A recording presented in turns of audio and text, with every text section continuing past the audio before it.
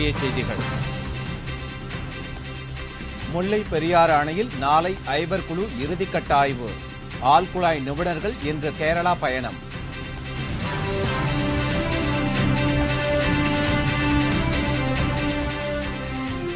திருக்கோவிலூர் ஆதிவாசி பெண்களை பலாத்காரம் செய்தவர்களை கைது செய்யாதது ஏன்? தமிழக அரசிற்கு உயர்நீதிமன்றம் கண்டனம்.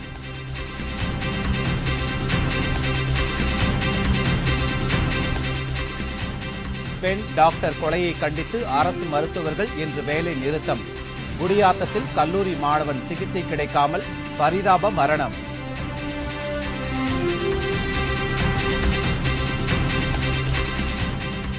நாளை வைகுண்ட ஏகாதேசி.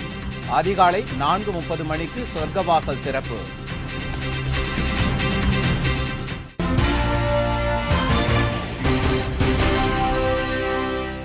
வணக்கம். விரிவான செய்திகள். முல்லை பெரியாறு அணையில் உயர்நீதிமன்றம் நியமித்த ஐவர் குழுவின் உத்தரவுப்படி நாளை இறுதிக்கட்ட ஆய்வு துவங்குகிறது.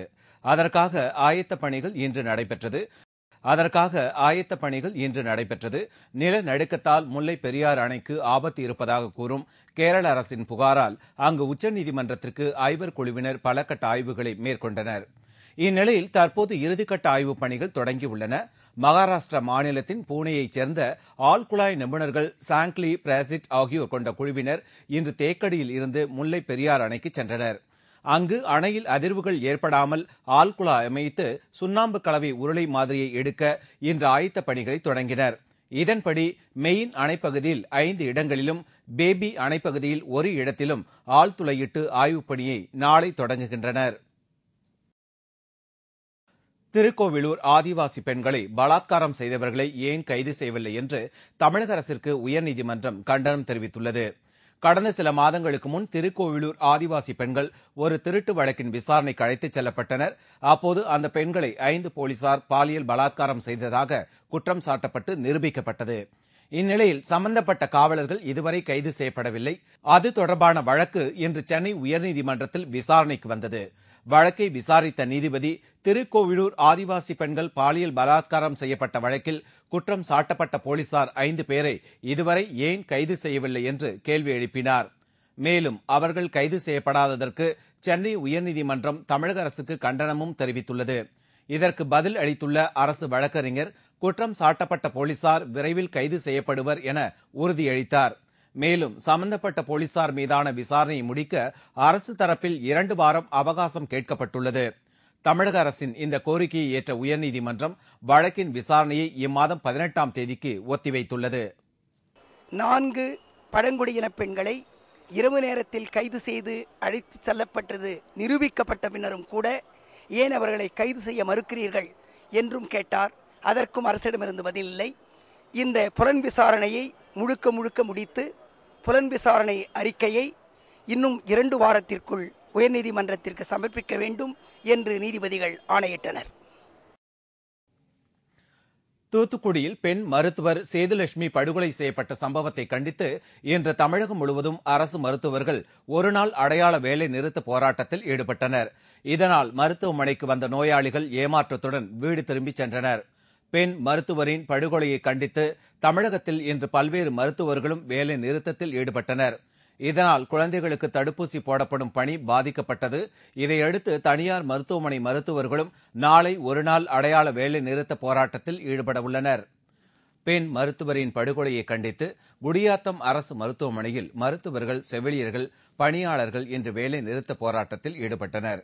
இதனால் நோயாளிகள் பெரும் சிரமப்பட்டனர். இதனிடையே குடியாத்தம் அருகே கல்லூரி மாணவன் ஒருவன் பேருந்தின் படிக்கட்டில் தொங்கியபடி சென்றபோது மின் கம்பத்தில் மோதி படுகாயமடைந்தான். உயிருக்கு போராடிய அவன் அரசு மருத்துவமனைக்கு சரியான நேரத்திற்கு கொண்டு செல்லப்பட்ட போதும் மருத்துவர்களின் வேலை நிறுத்தத்தால் பரிதாபமாக உயிரிழந்தான். இச்சம்பவம் குடியாத்தம் பகுதியில் பெரும் பரபரப்பை ஏற்படுத்தி உள்ளது. பஸ்ஸில் வரும்போது எர்த்தாங்கல் அடுத்த கலர்பாளையம் அவங்க ஓவர் ஸ்பீடை கட் பண்ணும்போது எலக்ட்ரிக் போஸ்ட்டுக்கு வச்சு அடிப்பட்டதுமே நாங்கள் குடியாத்த ஜிஹெச்சுக்கு ஆம்புலன்ஸில் எடுத்துகிட்டு அங்கேருந்து முடியாது சிஎம்சிக்கு எடுத்துகிட்டு போனோம். சிஎம்சியில் ட்ரீட்மெண்ட் பண்ணி முடியல. தூத்துக்குடி மருத்துவர் சேதுலட்சுமியின் படுகொலையை கண்டித்தும் பல்வேறு கோரிக்கையை வலியுறுத்தியும் சேலம் அரசு மருத்துவர்கள் உள்ளிருப்பு போராட்டத்தில் ஈடுபட்டனர். இந்த போராட்டம் மேலும் 3 நாட்களுக்கு நடைபெறும் என்று மருத்துவ சங்கத்தினர் தெரிவித்தனர். இதேபோல் ஈரோடு மாவட்டத்தில் உள்ள அரசு மருத்துவமனையில் பணியாற்றும் சுமார் 500க்கும் மேற்பட்ட மருத்துவர்கள் கருப்பு பேட்ஜ் அணிந்து ஒருநாள் அடையாள வேலை நிறுத்த போராட்டத்தில் ஈடுபட்டனர். வேலூர் அரசு மருத்துவக் கல்லூரி மற்றும் மருத்துவமனை வளாகத்தில் மருத்துவர் சங்க மாவட்ட தலைவர் ஜெயக்குமார் தலைமையில் கண்டன ஆர்ப்பாட்டம் நடைபெற்றது. இதில் ஏராளமான மருத்துவர்கள் கலந்து கொண்டனர். இதேபோல் மதுரையில் 500க்கும் மேற்பட்ட அரசு மருத்துவர்கள் ஒருநாள் அடையாள வேலை நிறுத்த போராட்டத்தில் ஈடுபட்டனர். அப்போது மருத்துவர்களுக்கு பாதுகாப்பு வழங்க வேண்டும் என்று வலியுறுத்தப்பட்டது. தமிழகத்தின் பல்வேறு அரசு மருத்துவமனைகளிலும் நடைபெற்ற இந்த மருத்துவர்கள் வேலை நிறுத்த போராட்டத்தால் ஏராளமான பேர் அவதியுற்றது குறிப்பிடத்தக்கது. ஸ்ரீரங்கம் ரங்கநாதர் திருக்கோவிலில் நாளை அதிகாலை 4:30 மணிக்கு சொர்க்கவாசல் திறப்பு விழா நடைபெறுகிறது. ரங்கநாதர் திருக்கோவிலில் வைகுண்ட ஏகாதசி திருவிழா பகல் 10 திருமொழி, இரா 10 திருவாய்மொழி என 20 நாட்கள் கொண்டாடப்படுகிறது.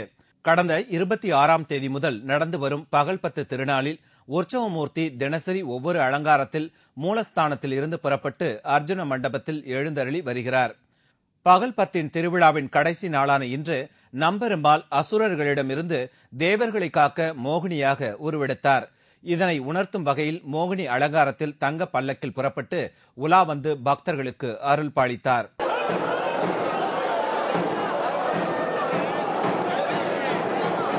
இதில் ஆயிரக்கணக்கான பக்தர்கள் கலந்து கொண்டு சுவாமி தரிசனம் செய்தனர்.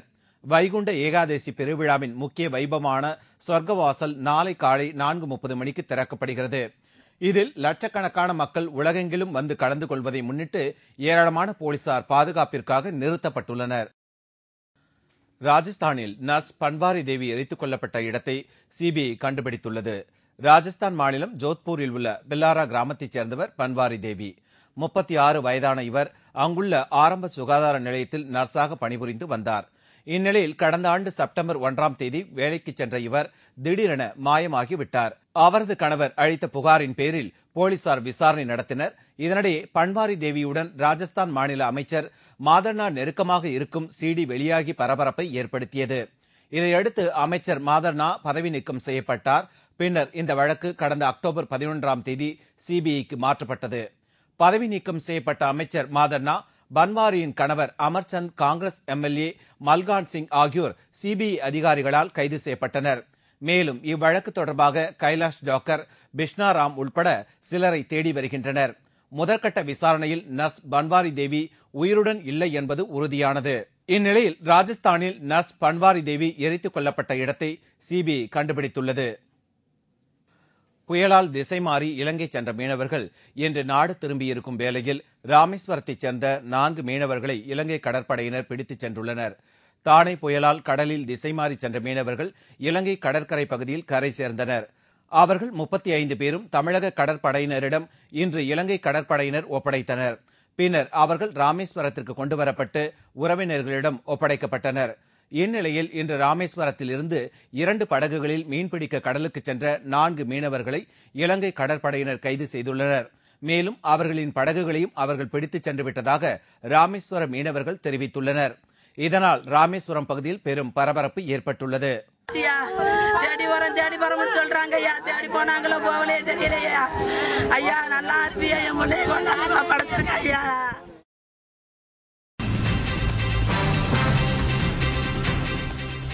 விவசாயிகள் பெயரில் பயிர்க்கடன் வாங்கி 1.5 கோடி ரூபாய் மோசடி. விவசாய கூட்டுறவு சங்க முன்னாள் செயலாளரை கைது செய்ய கோரிக்கை.